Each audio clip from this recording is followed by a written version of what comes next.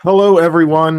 Welcome back. Have something slightly different today. I'm going to have a conversation with Caleb Jackson, who is, of course, you can see here. Don't have to tell you that. This started from, well, before I tell you how it started, let me have Caleb, I'll have you introduce yourself. So tell us a little bit about who you are, what you do, that sort of thing. Yeah, thanks for having me on, Michael.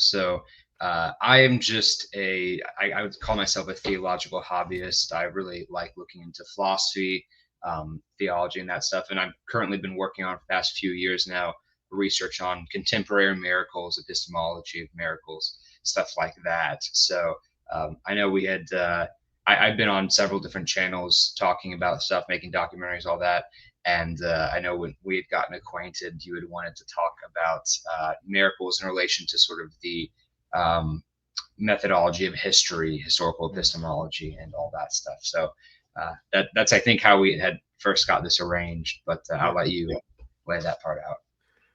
No, I think that's fair. I think we're part of a common Facebook group, Reason in Religion. I'm not Mm. sure whose group that is or where or even when I became a part of it, but there's some really good content in there. Some scholars that post their work and YouTube videos, and I replied to a video that was posted. I'm not even sure I watched the video, but I think the video was on It's always best miracles. to comment when you haven't even watched it, right? Yeah. Right. um don't take my lead on that.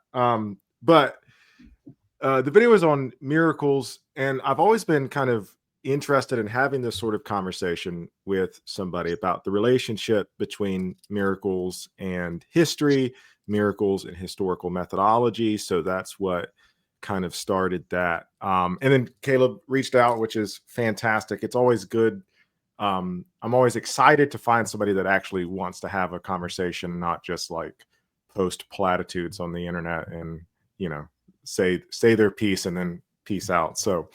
Um, Caleb, I also saw that you were recently on Capturing Christianity, and so can you tell us a little bit more about kind of what your research interest is, what you've been writing about, what you and you have a YouTube channel as well, so I'll link that in the Yeah, description of this it video. has like 5 videos, and I described it. But I'm not. I by no means consider myself to be a YouTuber, so it's sort of just meant to be supplemental. I do appreciate that. I've definitely been on more podcasts, more like bigger shows, so definitely check those out first before that. But yeah, as you were saying, I was on Capturing Christianity. I've been on Capturing Christianity a few times now, and I've been helping Cameron with certain projects that he's wanting to work on with series on his new channel that's called Miraculous Mysteries.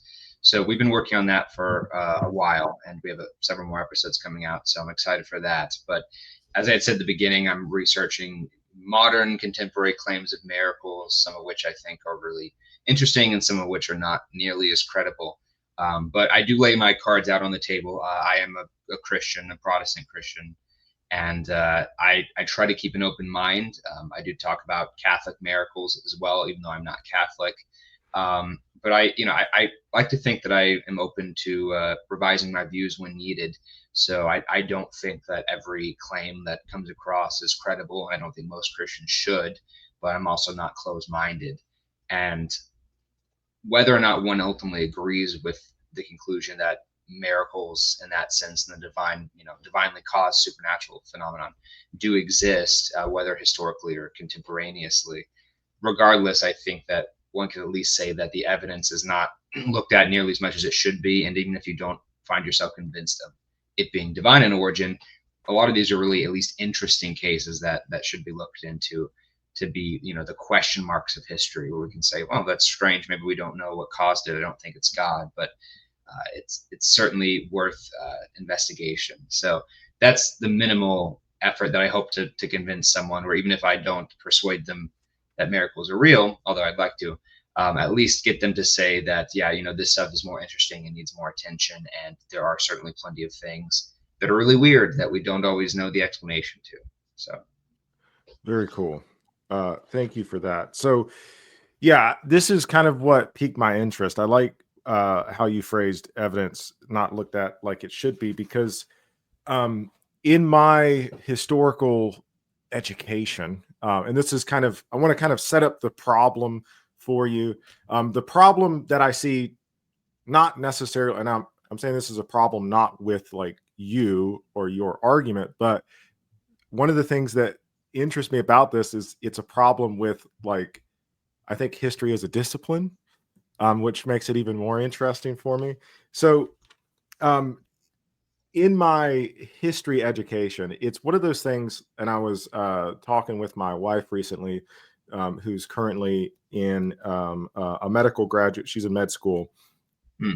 and I was trying to explain, like, in history, like they don't, very little time is spent teaching you like how to do history. Like, it's not really a prolonged conversation that you have. You just read history and you read books by historians, and then it's like, okay, go write some essays, right? And then you keep writing essays until you get your degree. But very little time was spent having an actual conversation about like what constitutes history, how to go about doing history. I mean, you get like the basic stuff as an undergraduate, like, how to research and find primary sources and how to find archival material and the benefit of looking back at like archaeological evidence if you're doing like ancient history and all that good stuff. But it wasn't until I got to graduate school that I took a class on what's called like historical methodology. And historical methodology is just how historians do write history. It's the historical study of writing history. If that, I don't know if that makes sense. Right. The The techniques, methods and criteria you would use when yeah, assessing history, correct? yeah, the methods and criteria that are used. That's a good way of phrasing it. But even in that class, most of the discussion and the debate was about narrative, the use of narrative in history, because history occupies this kind of odd space between, how I like to frame it to my students is, you have like the natural sciences on the one hand, and you have like literature, creative writing on the other hand. And this is a really bad dichotomy, but I think it might be helpful in this case. But like the natural sciences deal with uh, quote unquote facts. I mean, I have a philosophy background, so I might have an issue with how we're using facts or how Right. I'm using facts. But the natural sciences deal with facts and explanations about the natural world. It's pretty concrete. The general perception is there's little room for opinion or controversy or whatever. And then on the other hand, you have creative writing, and typically literature, how it's framed is that you just make stuff up. That's not to say that there can't be good and bad literature.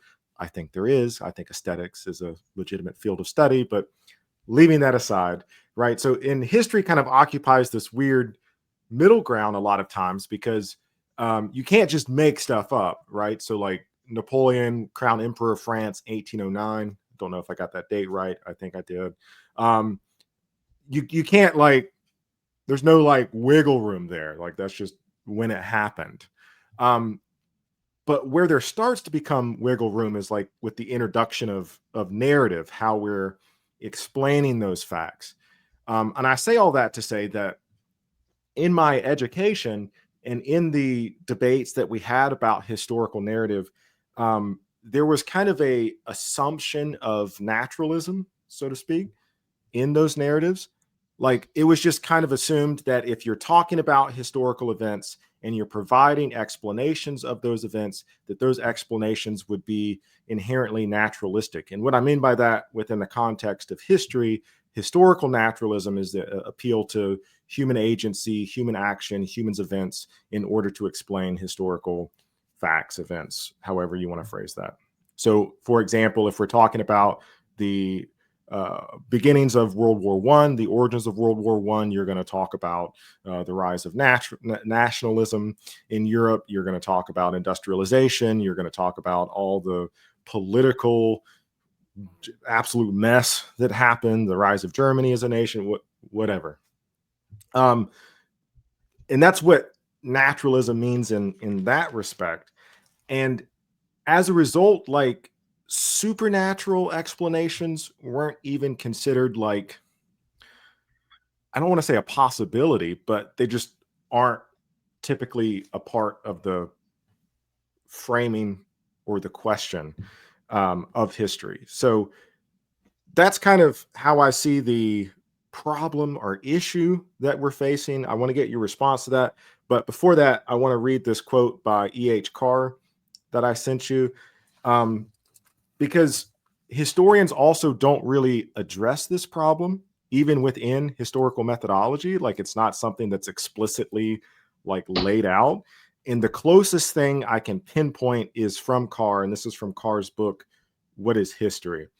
Carr says to be a serious astronomer can be compatible with the belief in God who created and ordered the universe, but it is not compatible with the belief in a God who intervenes at will to change the course of a planet, to postpone an eclipse, or to alter the rules of the cosmic game. In the same way, a serious historian may believe in a God who has ordered and given meaning to the course of history as a whole, though he cannot invoke God as an explanation of particular historical events. So I think that history is indifferent or agnostic towards metaphysical claims, even the metaphysical claims of the documents that they're studying. And this is something that I try to relay to my students, especially if we're looking at like the history of religion or something like that, is that the people of the past lived in a completely, one of my professors used to say they lived on in a different world. They inhabited a different world than we do, because this basic assumptions that we have may not necessarily be shared. They lived in a world, in other words, where they encountered the supernatural on a regular daily basis, and everything from their basic medicinal practices and I'm speaking very broadly here, but their basic like medicinal practices, their basic prayer and invoking the gods or goddesses or the god, in their view of the cosmos, in their view of each other. It was just kind of like baked into their culture in a way that it's just not for us. And so what I tell my students is that when you're looking at historical source, it's not really appropriate. I don't know if that's the appropriate word. It's not really appropriate to say, okay, but did that happen? Did that happen? Because for them, the historical person, it did happen, but it's not really the point of history to like criticize or critique the metaphysical belief. Rather, it's the point of history to figure out what they believed happened. I don't know if any of that made sense, but I'll hand it over to you, Caleb. No, certainly. I mean, there's quite a lot there. I will agree with you that in most cases, historically, we should not just assume that everything that's reported straightforwardly occurred, right? I mean, we can believe that Alexander the Great. There's good evidence that he had great conquests and established the empire, and at the age of 23 and invoked Hellenism and all that stuff. But the beginning of his biography, I think it's Plutarch's, starts off with his mother being sleeping with a snake that's the form of Zeus, and him being divinely conceived, right?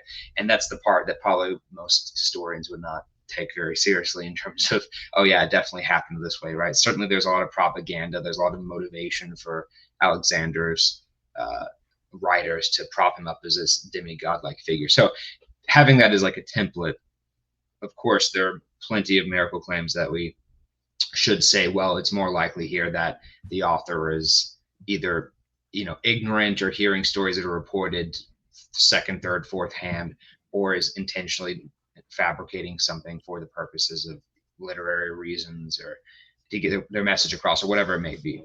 So obviously that is a concern, and the attitude that I think you were invoking is one that's shared among most historians, as you say. I think a lot of historians just don't really even think about the question, depending on which field of history you're in. Now, if you're doing something like ancient history or New Testament studies, those kinds of miracle claims are a lot more common than, say, 19th century and 20th century United States history. They just aren't nearly as prevalent, although they certainly still can be.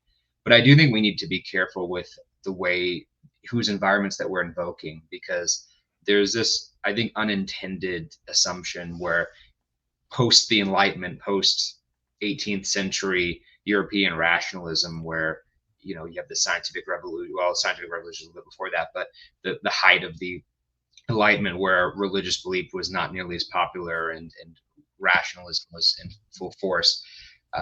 There's this assumption to sort of think that this is the basis in which we are working. We enlightened Westerners are the ones who are putting our views onto the cultures of the past, and we know so much more now than they did in that kind of way.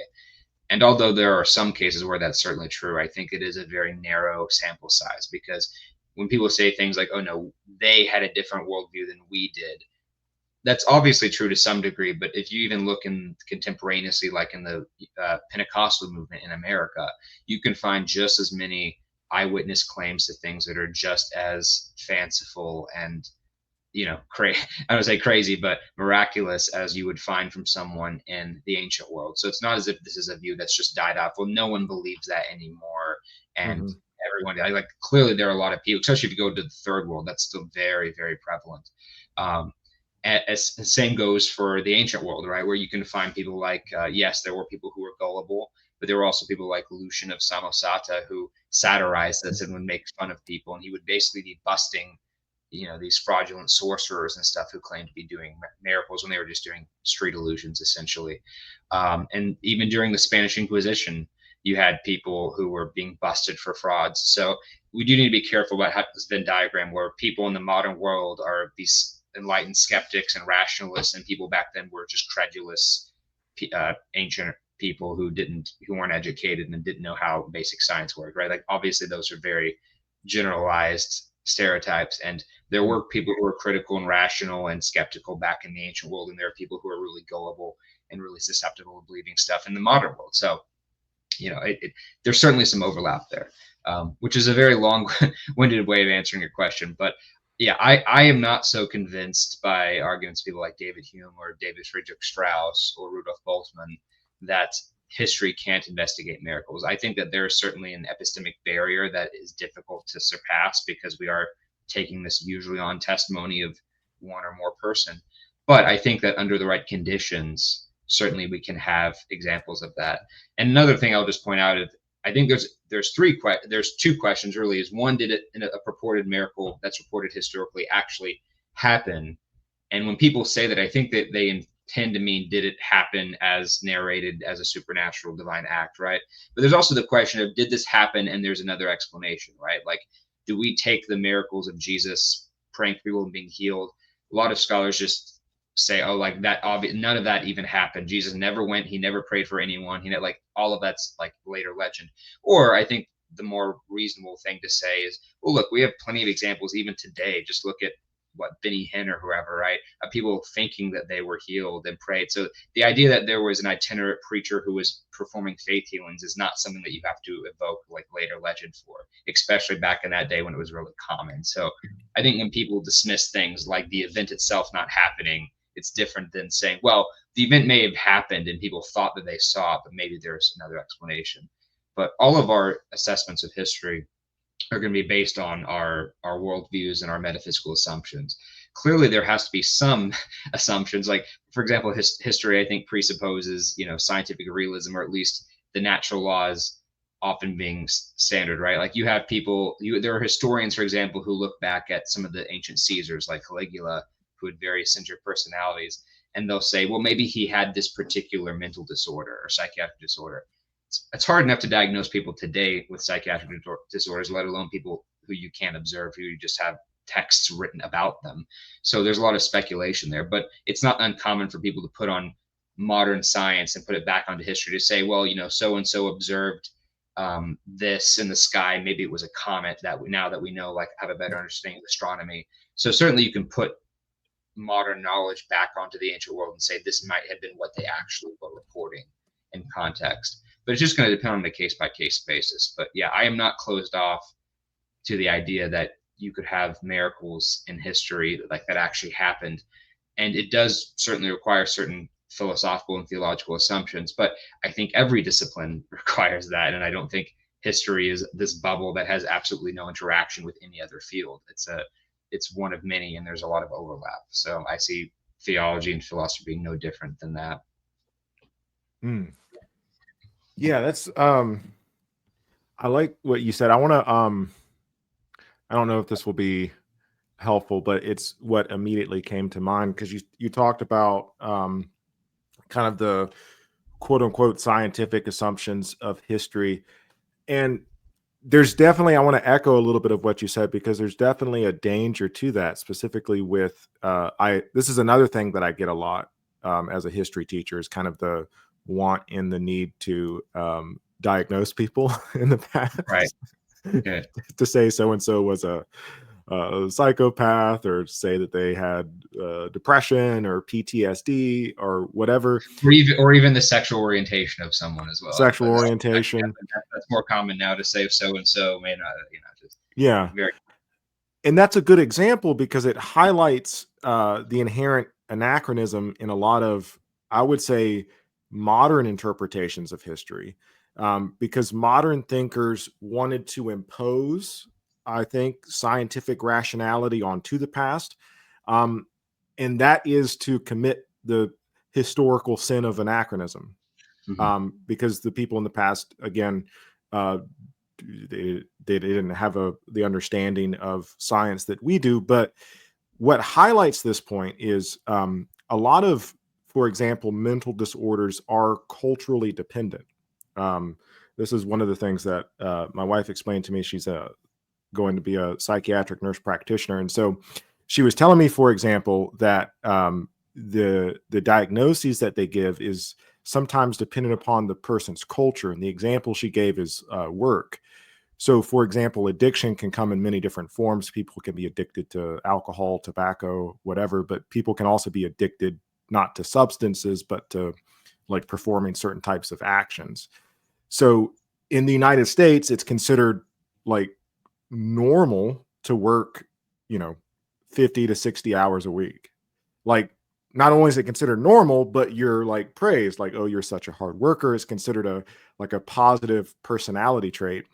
Whereas in another country, if you went and explained to your therapist that you were working 60 hours a week, your therapist might think that there might be something that you need to address with your behavior. It's not praised, right? It's considered to be a unhealthy habit and perhaps indicative of a bigger like disorder that you might have.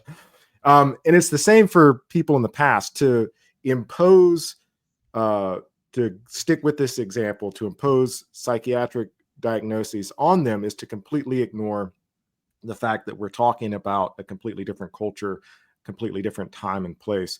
And it's the same with saying, I say all that to say that I think it's the same with how I would say it. It's the same with saying like their view of the natural world and their view of miracles. For me to look back on a first century source, for example, I feel like the New Testament's always used here. And I do want to come back to something you said. I'm getting way ahead of myself. But to me, to look back on the example of Alexander the Great and say, well, like, okay, well, obviously he was not born of Zeus, is to completely miss like the cultural significance of that.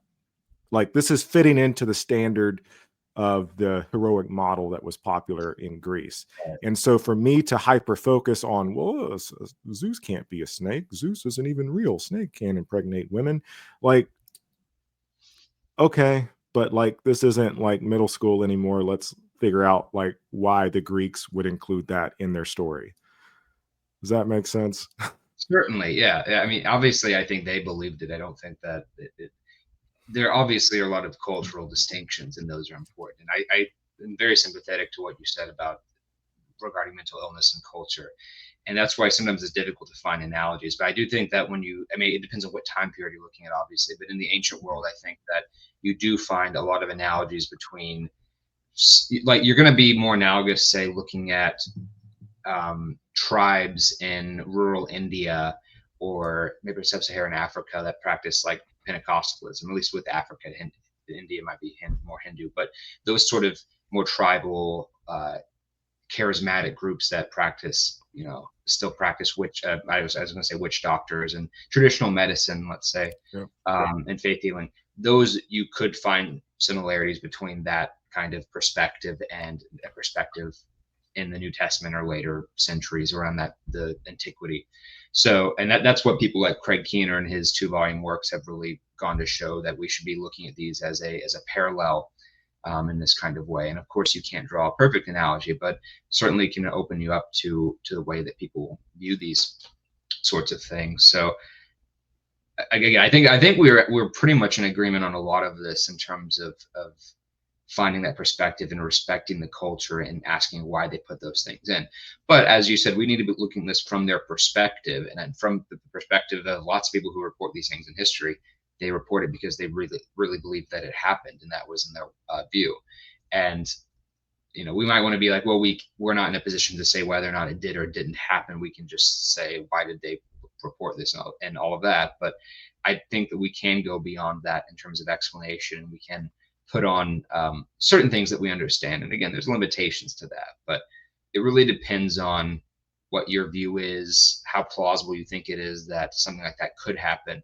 And starting from it, look, there are things where we observe the phenomenon and then hypothesize based off of that, right? So it doesn't have to be, so and so reports this. Well, we don't know that this exists, so we can't postulate it as a hypothesis. Like, well, but the point is, this is the hypothesis, the observation. We're making the hypothesis based off of the observation. So you don't have to demonstrate the existence of something in the hypothesis to postulate it, right? That's the prediction being made. And I know you've done history of science as well, so you can probably respect that. But there are lots of things like the Higgs boson or the planet Neptune where people made a hypothesis based on what they observed, and then, we ended up confirming that this thing actually does exist. So yep. I guess for me, when it comes to something like the supernatural miracles, you don't have to first say, well, you have to already believe in God or this paranormal to invoke that as an explanation. It's like, no, I think that if you observe something that's best explained by that sort of thing, that can be hypothesized as the explanation. Of course, there's lots of entailments with that you have to be able to adjudicate. But in general, I don't have any animosity to saying, if we had really good reason to believe that this thing happened in history and it doesn't comport to anything that we understand in the natural world, depending on what context it occurred, you could hypothesize a miracle. Again, that's very contingent on the I'm not saying that any explanation we don't have in history is automatically a miracle. I'm very clear on that. But okay. It would need to fulfill lots of particular criteria, and we can get into that if you want. But just in principle, I'm not opposed to that. Gotcha. I did want to ask you about that. Before I ask you about that, I kind of want to go back to the different questions that you raised a little bit about miracles. You said there were 2 questions, and I want to get your response to this before I want to ask you about the criteria of what determines what makes something a miracle, because I think that's just an interesting question. So you said before that, in terms of investigating miracles, that you kind of push back or disagree with people like Hume that said that history can't investigate miracles. I guess I would say that not that history can't investigate miracles. So, for example, reading your paper, you're explaining kind of all of the historical context around the reported miracle. So, like, in that sense, I would agree with what you're doing. Like, in that, agree sounds weird. Sure. In that sense, what you are doing is history, and this sounds weird to demarcate, but bear with me. So, like, I think that it can be investigated if this is what you mean by investigating. Like, I think that is completely fair to an extent. And then you said that there were these 2 questions. Did it happen in terms of, was it like a supernatural act? Did it happen? Is there another explanation? So my question would be like, why does there need to be an explanation? Like, in terms of, if I'm the approach of the historian is the approach of like an anthropologist looking at like a uncontacted tribe. Like, it's just to observe, to report, to make note of their practices, their traditions, how they're interacting with each other. It's not to say, and I feel weird like speaking anyway. It's not to say like, well, they didn't, they're worshiping a sun god. I need to go tell them that the sun is actually a giant flaming ball of gas. Like, that's not what anthropologists do, and that's not like what an anthropological paper on an uncontacted tribe would look like. In the same way, when a historian is, I'm speaking very broadly here. Obviously, there are historians that would disagree with me. Obviously, the focus of your research might disagree with me, but generally speaking, the one of the assumptions of history that was kind of non-verbally relayed to me is that that's not what history does, so to speak. It's indifferent to supernatural claims, and it's indifferent in the sense that it doesn't seek to like prove or disprove them. It's just acknowledging that people made these claims. We can write about the context of these claims, or the cultural significance. For example, of who was it? Was it Constantine that saw the sun Yes. cross thing, right? Yes. We could write about the cultural significance of that and the changing dynamic in Roman culture of adopting Christianity.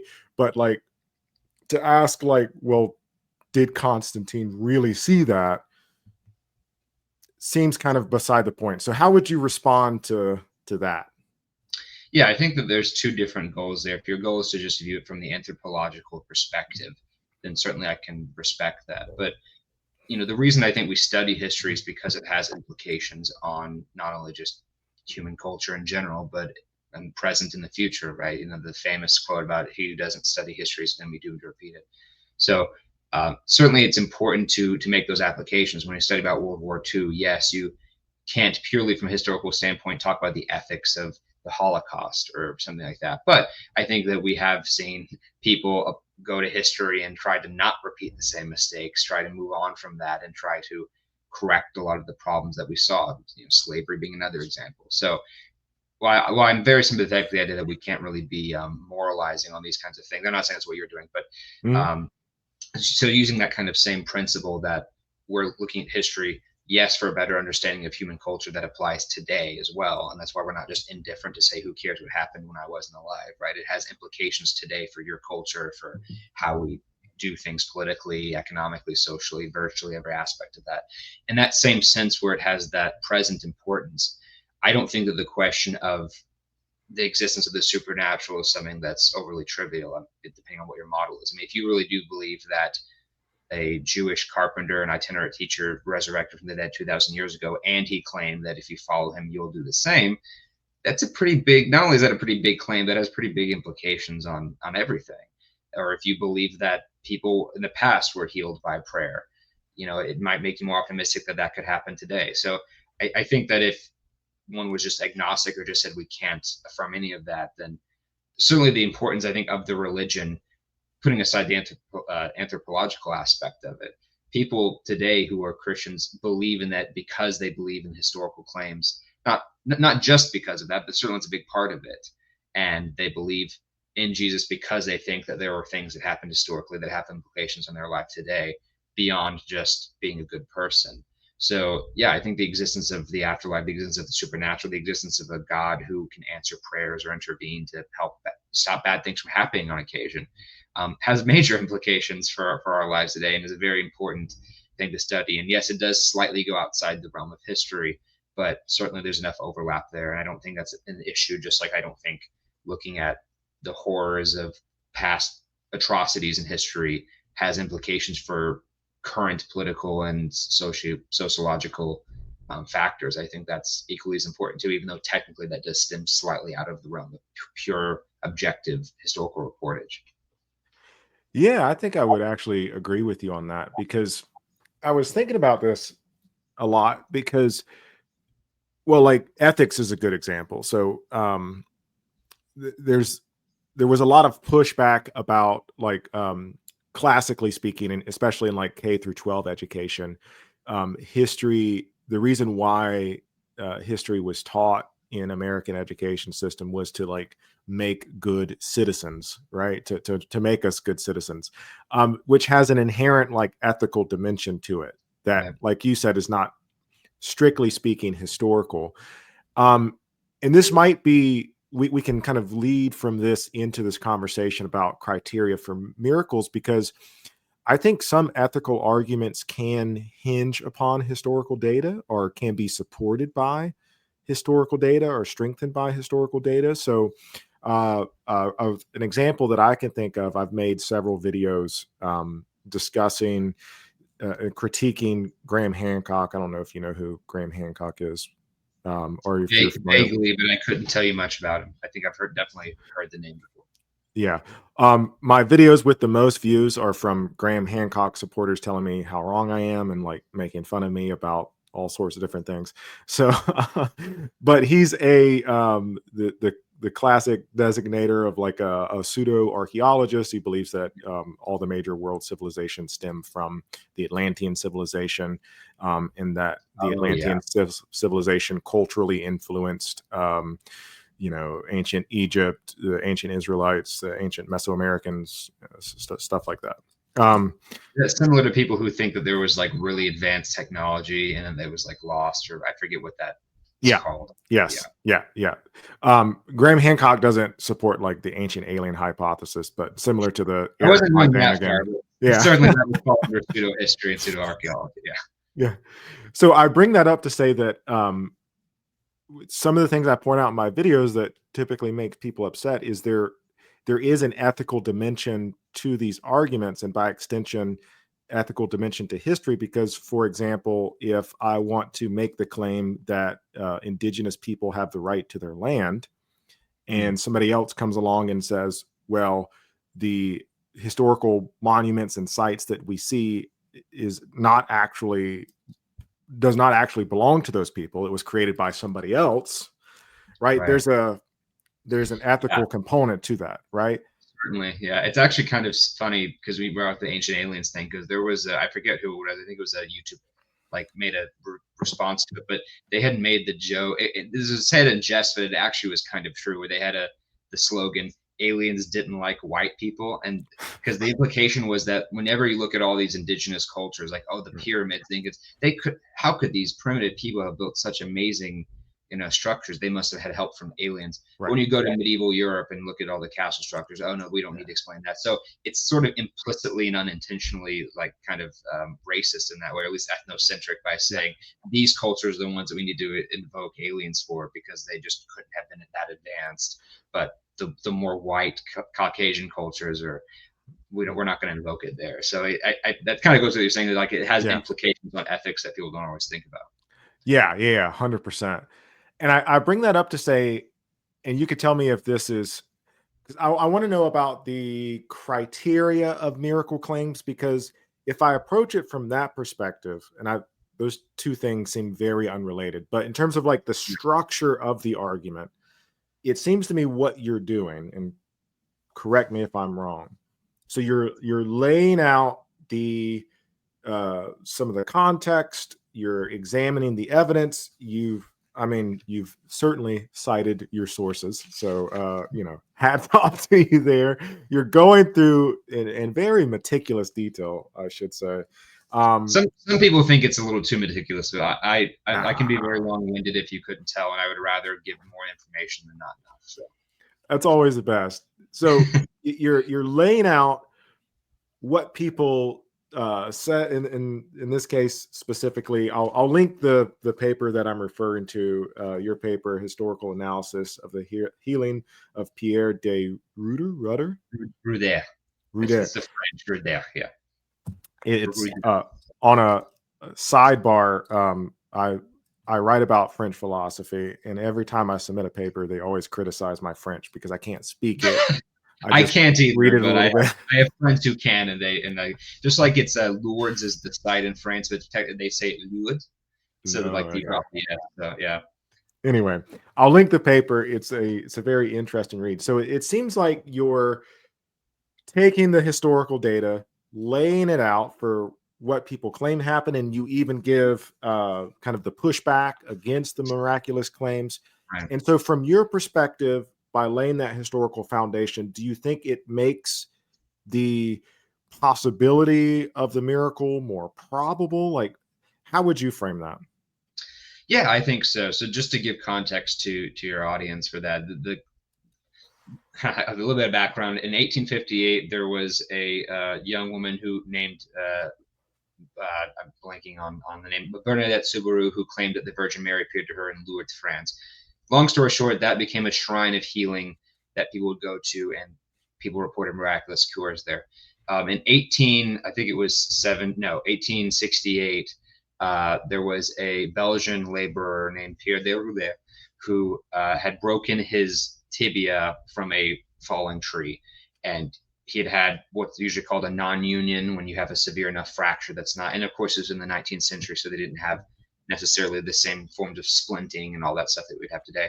But his leg, he remained disabled, and his leg remained broken and unhealed for 8 years. And the tips of it were still basically protruding if you were to bend it a certain way. And he was disabled on a pension. But eventually he goes to this site 8 years later when he was given permission, someone paid for it, and was allegedly healed to the point where, again, I say allegedly, the bone knitted together, the muscles went together, and his leg there's just a scar left over within a matter of a few minutes. And we have signed affidavits from witnesses to this from just a few days later who said, yes, I knew Pierre, I saw the broken bone, all that stuff. I can report like that he really was hurt, and now he's clearly not, right? And we have photographs of some of the x-rays and his leg after the fact and all that stuff. So I think we can say incontrovertibly that people really did believe that Pierre had a broken leg, that they really claimed to have seen it broken immediately prior to its healing, and that immediately after the alleged healing, doctors looked and clearly was a normal leg again. So the question is, well, how do we explain that, right? And I think there's three broad categories that one could take, and the first one would be that it didn't happen the way that it was reported, which is to say that, and this is the one that most people would take, to say that the leg actually healed years prior, and basically Pierre was being dishonest. There was some fraud there. He was pretending to still be injured when he wasn't, and so the leg had healed years prior, and so when he was like, "Oh, look, guys, my leg's okay now," and then the witnesses who reported that it was broken may not be inherently reliable. They might be biased. They might be credulous, or whatever. The second one you could say is, yes, this really did happen. The leg really did immediately heal within a matter of a few minutes, but we just don't know the cause. We just don't know. We don't have to invoke a miracle. We just have no idea what it was. And I think some people might be tempted to do that, but I think that's a little bit more of that would give hesitancy, because it would be like such an extreme, obviously, form of healing that we've just never observed anything like it, right? If you have literally a broken bone that just fixed itself in front of your eyes, that would be pretty hard to just write off and be like, well, there's just some unknown natural explanation. Maybe that's true, but most people would feel kind of uncomfortable because of how dramatic it would be. And then the third option, I think, would be that there was, as Pierre himself interpreted it, some miraculous intervention going on there, whether from the Virgin Mary as he viewed it, or what have you. But those are, I think, the three broader interpretations one could have.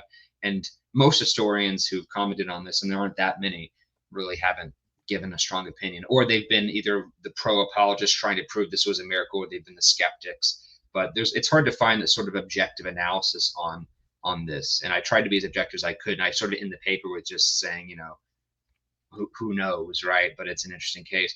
And I wonder if that just shows the hesitancy of historians in looking at stuff like this, where they either want to take a side because they feel like they have to either be an apologist or they have to be a skeptic. Right. But to just look at this and just like say, all right, here's what's reported, that's weird. There's just not as many sources as I'd like there to be that take that sort of middle ground view. So I wanted to be the one, even though I'm not particularly trained in expertise in that area.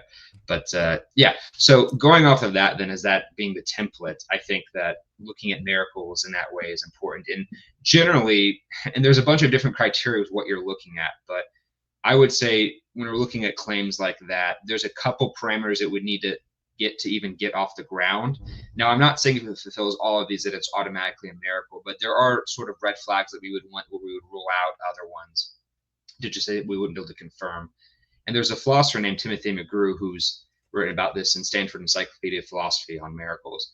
And he gives a general acronym called DOUBTS about this when looking at historical claims of miracles. And these are ones where if any of these boxes are checked, it would give us pause for like pursuing further. We would at that point say, okay, we can probably say that this isn't at least a good place to look at if we're trying to find a real miracle. We're not saying it didn't happen, because that also requires a burden of proof, but it would give us hesitancy. So with doubts, D would be for distance. If a report is made at a great distance, where I were to write down, if you had a historian who wrote down who's writing, let's say in France, and he says like in sub-Saharan Africa in this particular tribe, there was someone who, levitated or something, right? And this is written hundreds of miles, if not thousands of miles away. It would be very difficult for anyone at the time to even bother to check if they were going to at all. And so it would be pretty easy to just invent a story if it's so far removed from the distance that you wouldn't be able to. Another one, the O, is opinions already established. So if you have a miracle claim being written within a culture that already is very supportive of it, where there wouldn't be any much question or backlash. So if you have a Roman Caesar and his historians like, oh, Caesar did so many great miraculous things that show that he was divine. Well, that person sort of has an invested interest to prop it up, and it's almost propagandized in that sense, where you have a culture who's clearly promoting its own miracles to make itself look better, to support it. So if there's no backlash, if it doesn't occur in a context where this would have been a controversial thing that people would have been either critical of or at least suspicious of, doesn't set off a good start, because we don't have anyone who's investigating this contemporaneously in that sense. The U in doubts would be uncertain. So something like, if you look at the Thundering Legion, where it was this Christian group versus some Romans, I believe it was, and someone had prayed and lightning and rain came down. It's like, well, lightning and rain are not inherently supernatural. So some of those things where it's like, it's not even really clear if this was a miracle or this was something that could have just been another example would be Alexander the Great. I forget where it was. I think it was Tyre, where he was crossing a certain stream and it like went away, and some people think it might have been like a low tide sort of thing. It's like not really clear that this is something that's obviously impossible. So uncertain would be another one. The B in doubts is belated, so a report written well after or far removed, and that's kind of obvious. If it's no one mentions a certain miracle until 200 years later, or it's so and so heard it from so and so heard it from so and so, it's several removed, that would give us a lot of reasons to doubt and not be overly confident. The T in doubts would be trivial. So this would be an event that sort of seems random, that doesn't really have any obvious significance. So if I always give the example of if a unicorn were just to spontaneously appear in Times Square, that would be very strange, but I don't think I would at least invoke God. I'm not saying that the event didn't happen, but it wouldn't be a miracle in the divinely caused sense, because I would be very skeptical to think that God would just arbitrarily just create a unicorn in Times Square for no good reason, right? You would want some kind of message behind it, some context to where it would be obvious, like a divine healing or a prophet, some kind of connection there. If it's something that just happens at random that has no religious significance, it's not a good candidate for this divinely stamped message that a miracle would typically contain. And the last one, the S, is a self-serving miracle, where someone clearly has a lot to gain out of it. You have a pastor who's making millions of dollars by selling miracle water. You have certain 19th century prophets who might marry lots of women and run for president or make lots of money based off of miracle claims. So someone who's clearly has an invested interest in profiting or becoming powerful from propagating miracle claims would also be a real reason to suspect the objectivity of it. So that's a good place to start. Again, I'm not saying if all those were unchecked that we automatically conclude God, but that would at least be my filter for getting rid of. And I'd say with that filter, most claims in history, you would probably get rid of 95% of them or more, and you would just have a small amount remaining that you'd have to look into. But that's my way of looking at it, to say, well, how, there's millions of miracle claims in history. We can't investigate all of them. I agree. And this is a good way to get to sort of sift the wheat from the chaff, so to speak, to where we can look at the ones that are probably the most interesting to investigate and put aside the ones that, because of those mentioned reasons, would be very difficult to investigate. Awesome. No, I've never heard of that before. I'll link. You said it was Standford Encyclopedia of Philosophy. Correct. Yeah, on Awesome. miracles by Timothy McGrew back in, I think, 2010. So okay, I'll put that in the description of the video. I'm going to go back and read it because that's really cool. Yeah. I'm wondering if you can explain to me, because it seems. Let me try to do my my old history teacher proud here, because Dr. Wong was a very strict historian. He hated anything related, like he was very critical of like narrative history and Mm. thought that he was a very just by the book type person. Is, I should say, he's not passed away, but um it would seem to me just out the gate that in order for something not to be trivial, for it to have a message behind it, would be predicated on, so it seems to me like the T would necessarily be predicated on the O. Like, in other words, like people who experience the miraculous, it would seem like they have to have some understanding of like already what that is or be expecting it in some way, shape, or form. Yeah, Does that make that's sense?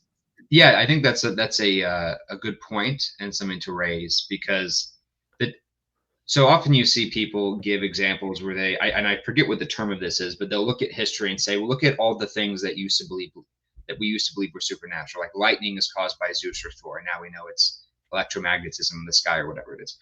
And so you could say this just shows that as we find out more about things, the gap between our knowledge gets closer, and we stop invoking supernatural explanations, right?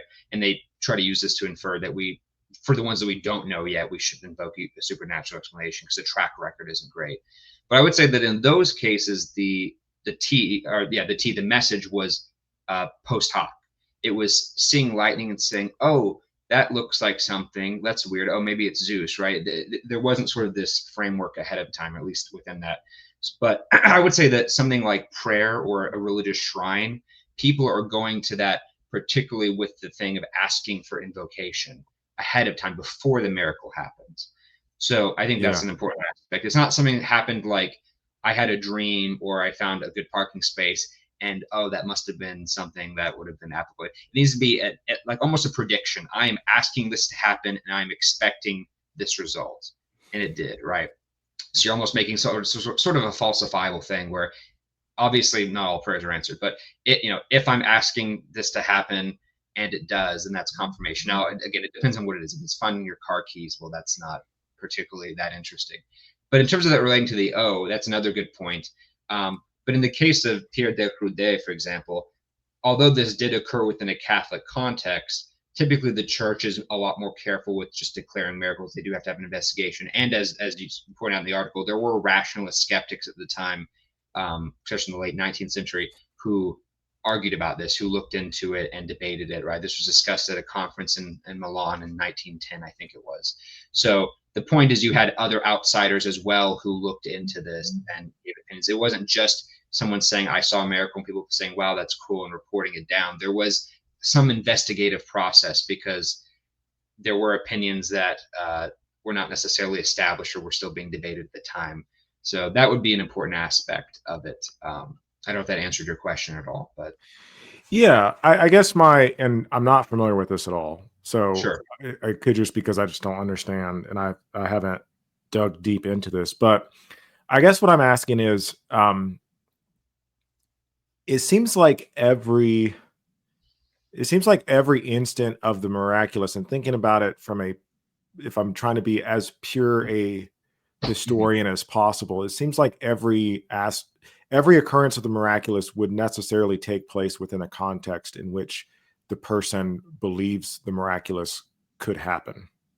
Sure, I'm not saying so. That's a good clarification. It's not that the person can't believe it, but it needs to be more of the environment. So I'm looking for things like was there investigation, was there persecution?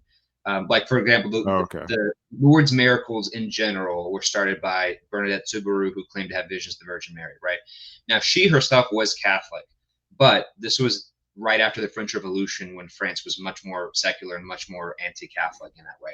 When she started reporting these things, it got a crowd, and the officials did not like it because it was attracting attention. So they basically told her to stop it or she would be beaten and thrown in jail.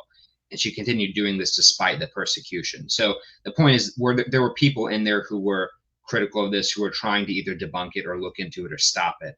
It wasn't purely an environment where people were all just credulously accepting it without any kind of backlash. That's really what the criteria does. So yes, Okay. obviously there has to be some context, because if it happens randomly, then there's no reason to think it's a miracle.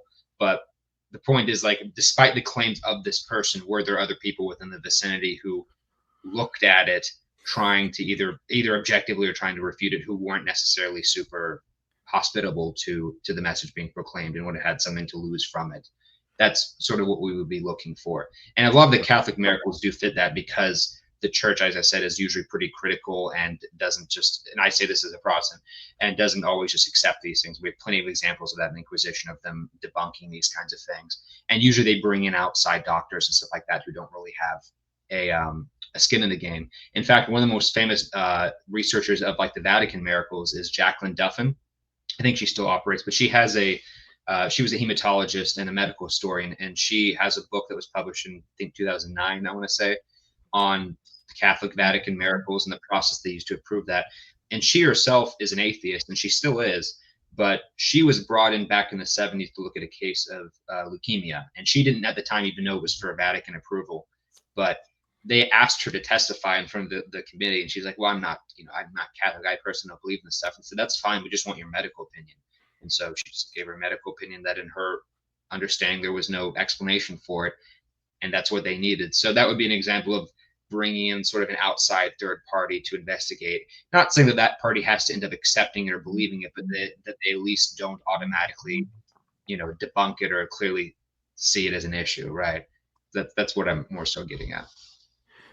Yeah, that makes a lot of sense. That would be really interesting to read her book. That would be because, and here's another thing that just like I thought about while you were talking, and I'm going to try to figure out how to say this in a way that makes sense. Kind of going along this strain of thought. So, in the paper that you gave, yes, there were people that were skeptical. There were people that challenged the claim. There were people that looked into it. Were actively disbelieving the miracle claim. It seems like there is an aspect of the miraculous that is, I guess, culturally dependent and always culturally contextual. Like Christians experience miracles at Christian holy places. Right. Hindus experience miracles at Hindu holy places. Muslims experience so on and so forth. Is there, this might sound like a stupid question. It seems like it would be more convincing if, for example, there was somebody in a culture, a hypothetical culture, that didn't have, I think every culture has a concept of the miraculous to some extent or another, maybe, don't know.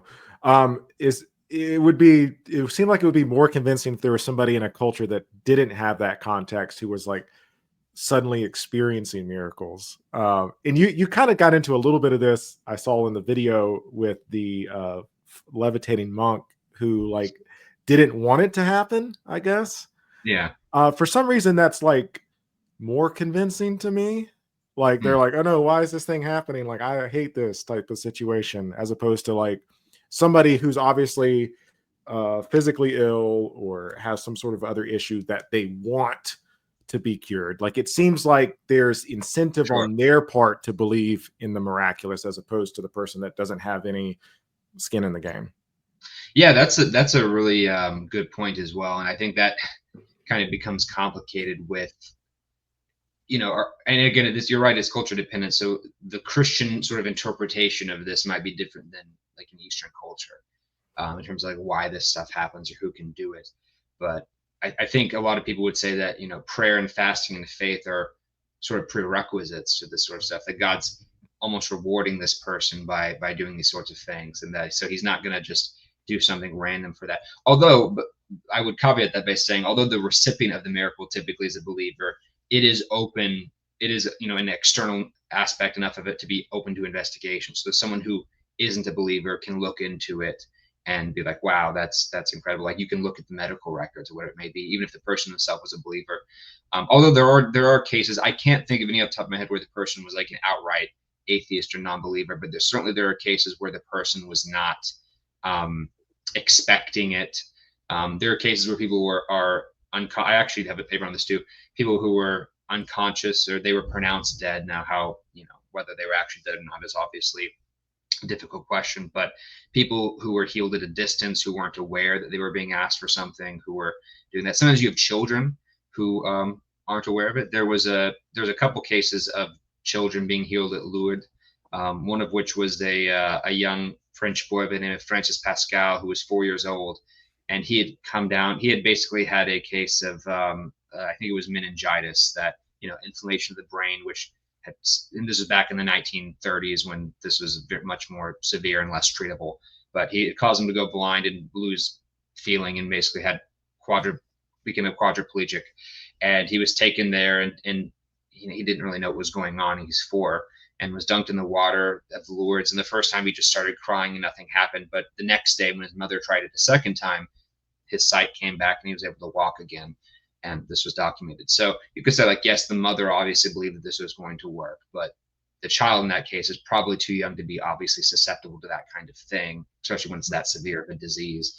So, although I agree with you that that's a general rule, there are lots of ones where you can look at to say, well, this case, it doesn't look like the person was really expecting it. And there was a study done, I think it was in Netherlands, of 27 different patients who were healed to various degrees. And they had said in that study, I forget the percentage, I think it was like close to 70% of them didn't report prior expectation before the healing. Like, it kind of just happened when they were being prayed for. They weren't expecting it to happen in that kind of way. So human psychology is so complicated, where I'd be very hesitant to ever say, like, this person definitely wasn't expecting or definitely was. But there are enough cases out there where lack of expectation, I think, is enough of a degree where that could be an aspect of it. Sometimes people go to the church or get prayed for, not because they believe it's going to help, but just because they don't have any other choice. But they're not overly religious themselves. So there's that religious context, but the person themselves might not be super anticipatory of the event. Okay. Is the doubt method that you outlined, is that kind of the general criteria that you use? Would you generally agree, disagree, add anything to that when you're approaching these claims?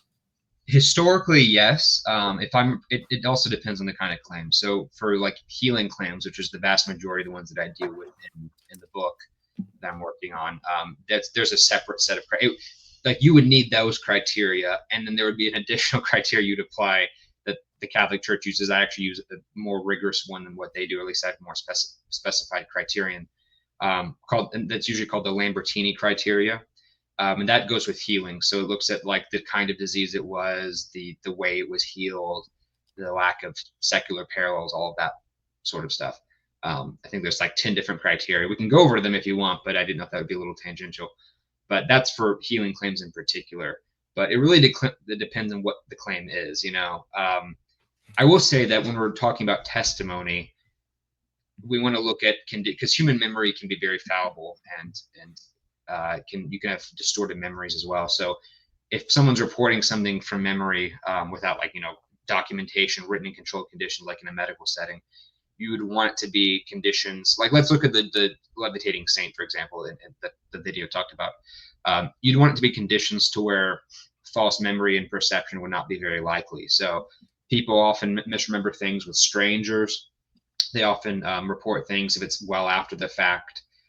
If it's something that happened from a long distance, if the visibility, the lighting was a little bit off, the person had a mask on, if there was a weapon involved because you're distracted by that, if something happens really quickly where the details are a little foggy, those kinds of things. So you'd want to parallel those by saying, okay, we'd want something that happened at a long period of time, maybe repeatedly, happened multiple times, repeatedly, involved people that were known by the author, not just complete strangers, because recognition is a little bit easier. The visibility conditions were really good. This wasn't something from a distance or in bad lighting, but it was something clear as day right next to you.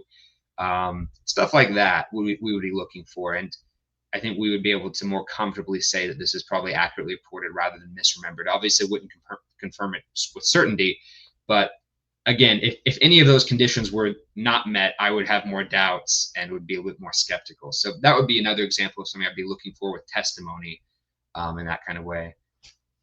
Okay.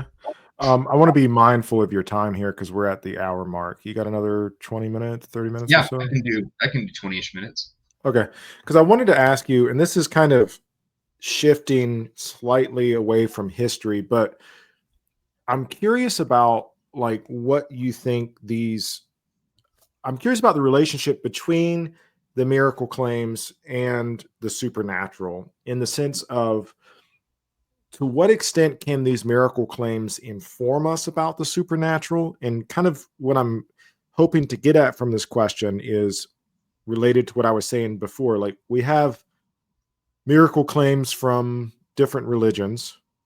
So it seems like if we lay out, I like that you're kind of laying out this criteria for establishing the validity, being able to critique certain miracle claims.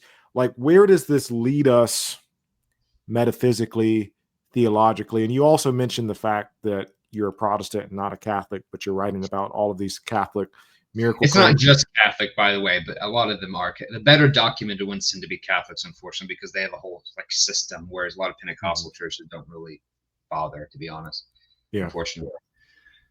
So But yeah, and I'm not asking you to explain like why you don't accept Catholicism or anything like that, but like, is there do miracle claims just suggest the supernatural broadly speaking? Or can you take that a step further and say that miracle claims are pointing towards a specific set of supernatural beliefs? If that makes sense? yeah, no, that's a great question, and it really depends on which ones you accept. If you do think that there are really credible claims of miracles throughout all religions, let's say, then I think you'd have to take a pluralistic view to say, well, maybe God doesn't care what religion you are, and He's trying to establish faith and reward faith through all faiths, right? I don't think that's even an implausible view to hold, but I do I do think that there is a symmetry breaker there because I do think that again, with the criteria laid out, Christian claims generally are better documented. And part of that's because there is a little bit of the sample bias with better documentation just in general in the Western world than there is in the Eastern world typically.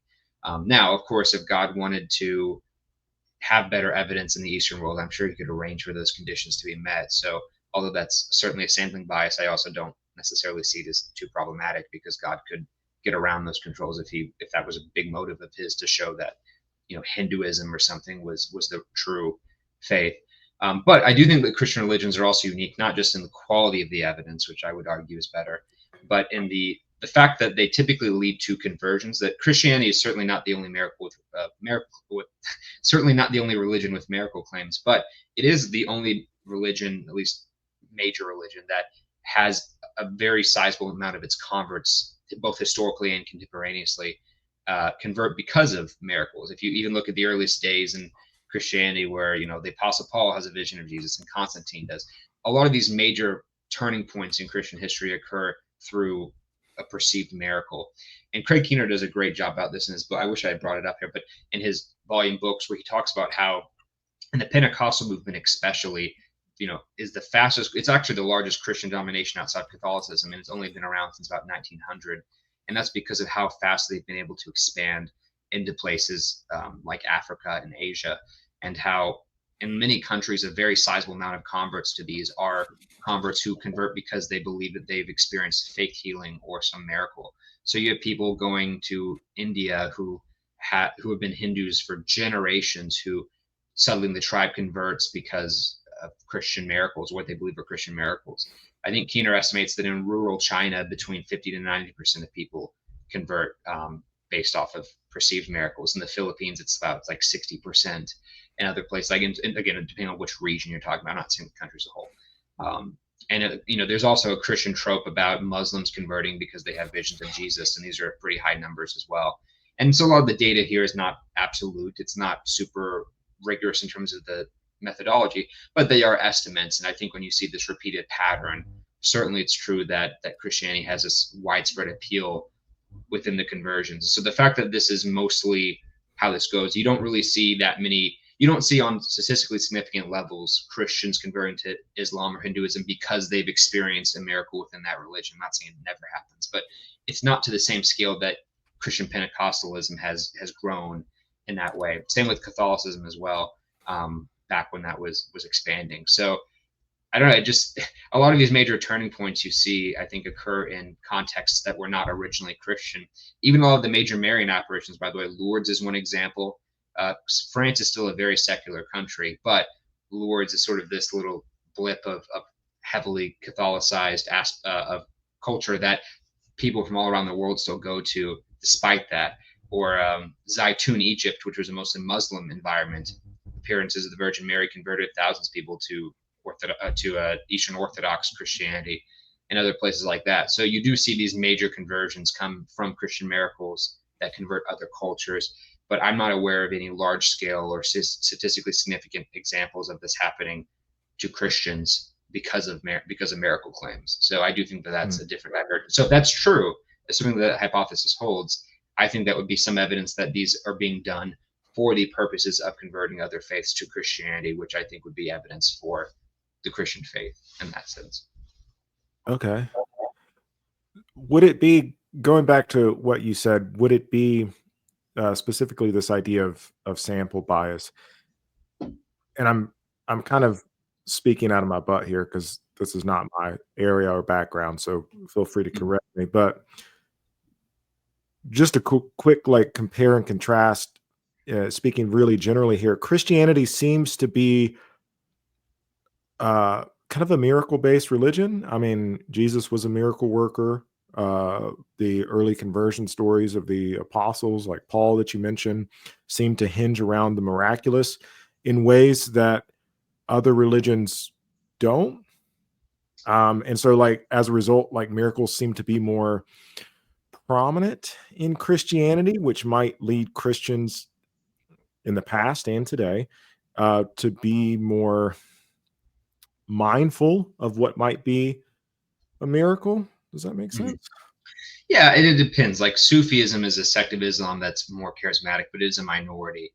Hinduism does have, I don't think they would consider them miracles, but you do have yogis who allegedly can multiply food, heal the sick, levitate, all that stuff. You have Right. similar claims in like Buddhism and Eastern religions, a different theological understanding, but those claims are there nonetheless, and other ancient religions. So yeah, Christianity is not the only one that's sort of emphasis on this kind of stuff. But I will grant you that there is a major emphasis on it in Christian theology, maybe more so than like Judaism, for example, which is not really big Yeah. on evangelizing people.